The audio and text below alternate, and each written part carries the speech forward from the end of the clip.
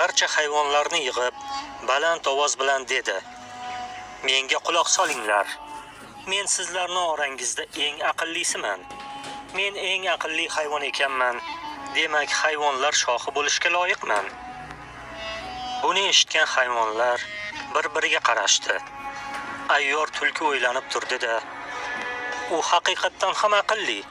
Ko'rinish ham odamlarga o'xshab ketadi", dedi ma'qullab.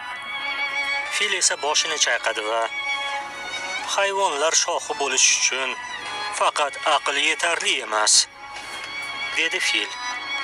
U boshini chayqaganida quloqlari shalpillab ketdi. Sher ularni uzoqdan jimgina kuzatib turardi.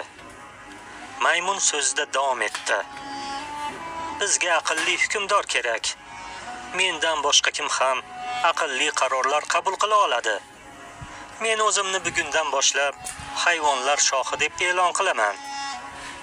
Uni so'zlarini eshitgan hayvonlar bahslashmaslikka qaror qilishdi. Ular bu o'zboshimchalik qanday yakun topishi bilan qiziqishardi. Chunki necha asrlardan buyon hayvonlar shohi sher ekanini hamma bilardi. Maymun shoh bo'lishi ularga qiziq tuyuldi.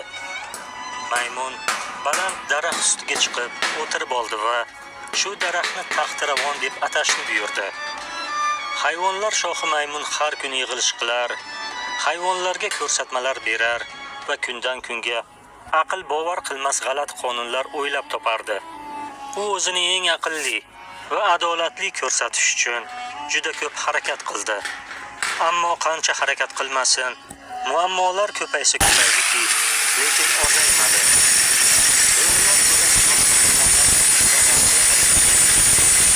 Cho'chqalar dalalarni oyoq osti qildi.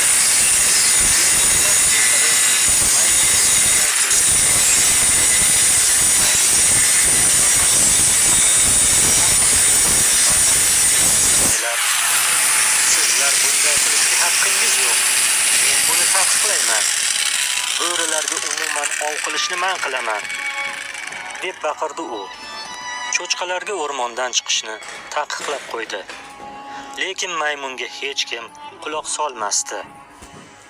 "Seni kuching qani, podshoh?" masxara bilan so'radi yosh yo'lbars. "Aqlli bo'lganing bilan tartib intizomni kim himoya qiladi?" so'radi yo'lbars. Shu payt salqin soyada dam olib yotgan qari sher o'rnidan turdi. U maymunning oldiga bordi-da: "Eh maymun, biz hammamiz yovvoyi hayvonlarmiz. Agar kuching bo'lmasa, faqat aql foyda bermaydi. O'rmonning o'z qonun qoidalari bor. Seni kuchsiz aqling biz uchun falokatdan boshqa narsa emas. Hayvonlar shohi degani bu yurak, aql, kuchli, baquvvat panja o'rtasidagi muvozanatni saqlashni biladigan sherlarga xosdir", dedi sher mag'rur boshini ko'tarib. Maymun xatosini tushunib, boshini egdi. U hayotida birinchi marta nafaqat sharmandalikni, balki haqiqiy sherdagi donolikni his qildi. Haqiqiy hukmdor hammadan ustun bo'lish emas, balki hammadan dono, tadbirli, shu bilan birga kuchli bo'lish kerakligini tushunib yetdi. O'sha kundan boshlab maymun buyruq berishni to'xtatdi. Sherni hayvonlar shohi ekanini tan olib, sherga maslahatchi bo'lib oldi.